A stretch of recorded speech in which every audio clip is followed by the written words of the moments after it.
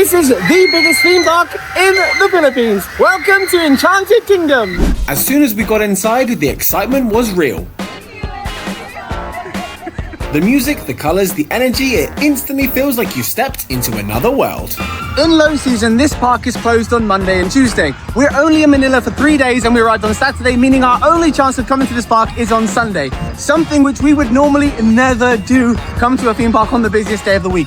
So we upgraded immediately to the Express Pass and hopefully we're gonna get on everything today. The regular pass is about 20 euros, fast pass is about 30. It's a no-brainer. Of course, we didn't waste any time. Our very first ride of the day, Twin Spin. Now, if you've never tried Twin Spin, imagine sitting in a giant spinning wheel that spins while you spin. Let's ride.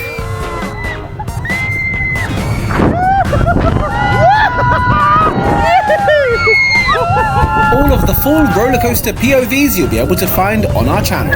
Great start to the day. It's winter, it's very cold, so the Rio Grande Rapids aren't working. No. I say very cold. Oh, it opens today at 3 o'clock. Oh, okay. And cut, think of what I said. After that, we slowed things down a bit and explored the American street. So the theme of this area is kind of like America in the 20s, 30s. And you can see like there's rooms for 20 cents, which is fun because in the Philippines you can still find rooms for like 20 cents.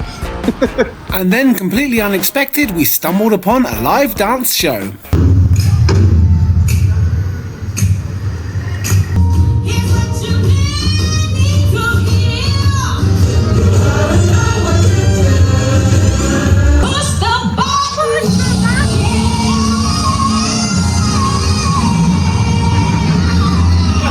Providing entertainment for everybody. This area brings me back so much to Singapore. And if you haven't watched a video on Singapore, it's gonna pop up somewhere here. After the show, we decided to try our luck at one of the games booths.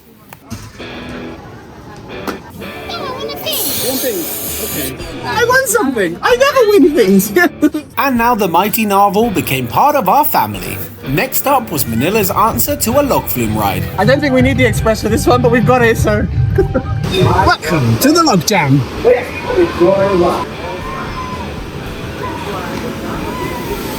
Let's have a little look at the log jam with my little new friend, the Narvel. This is the classic log flume ride. You sit in a log-shaped boat, slowly climb up, and then down you go into a giant splash. Or maybe not so giant. Now it's time for the big drop. Oh, that's a big drop.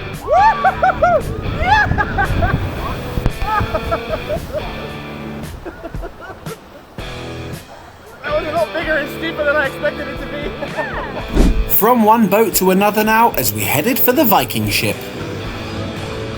Let's go.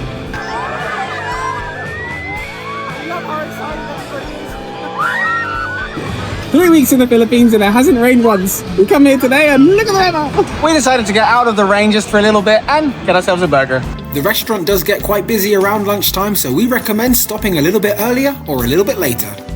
In low season, there's no need to come here early because some of the rides don't open until later on during the day. For example, the Space Shuttle opens today at 1 o'clock, meaning there is a big queue outside waiting. Of course, we don't have to join the queue because we've got the Express Pass. So we're just gonna have a burger and join the queue when we feel like it. Jungle burger.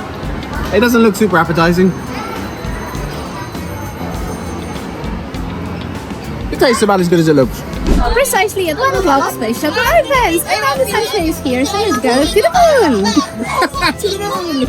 After refueling, it was time for something bigger. The Shuttle launch roller coaster. 1 second you're waiting, the next second you're flying forward at full speed. And just when you think it's over, it sends you backwards. The speed, the force, the wind in your face, it's such a rush. Definitely one of the most thrilling rides of the day. Let's ride.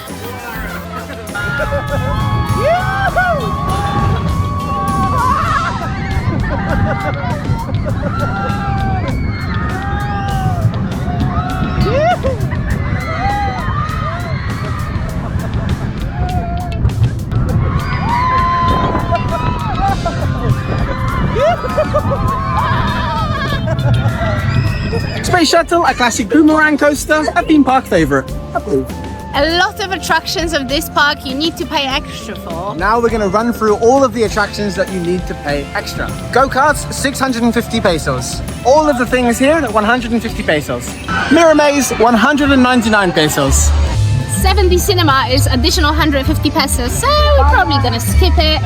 Back to the paid attractions now with the kids' water rides. I haven't seen bumper boats since I was like 10 years old in Polton's Park. Into a new area of the park now, we met the wizard and then found one more roller coaster.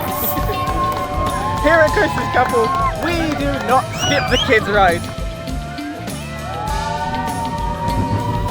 Roller skater is perfect if you're looking for something gentle without going too extreme.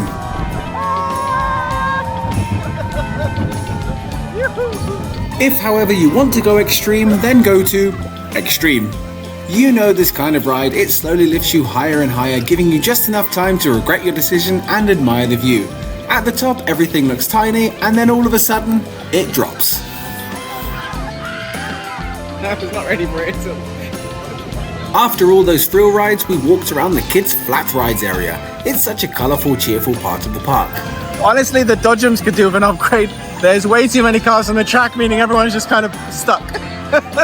It's like, you can't dodge them.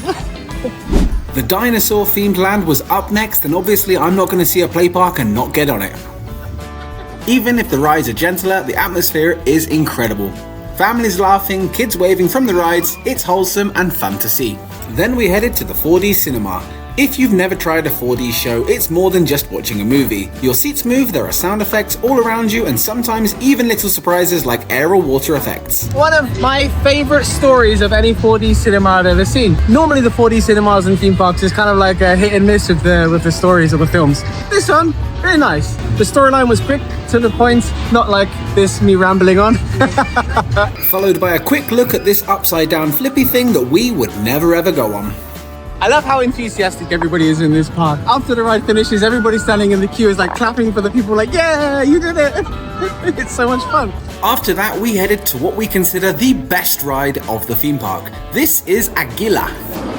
My mind is telling me it's going to be something like Soaring Flight in Disney Sea. And that was exactly right. We didn't film anything inside this attraction, so if you want to find out what it looks like, you're going to have to go to the park. Well, the ride is absolutely beautiful. It's really nice. Imagine like a poor man's Soaring Flight. To wrap up the rides, we did Jungle Rapids. This one is a river rapid style ride where you never know who's going to get soaked. Okay, we're gonna get wet on this thing. Every twist and turn brings a splash. We were laughing the whole time, trying to dodge the water and failing miserably. There's some clear favourites. It's chaotic, unpredictable fun. It's gonna be one of these things that you get so wet. For those of you new to our channel, Asha absolutely loves these kind of rides. You're quite wet. Asha then decided to go for the drying machine and I went for the tumble dryer. After getting dry, we finished our day by watching one of the shows. At the end of the day, the park is quite small. There's some really nice themed areas and some alright attractions, but nothing super special. However, the price for the park does make it worth it because it is ridiculously cheap. A quick loop now at some of the rides that we didn't do, and then we made our way to the shop. Says 95. That's me.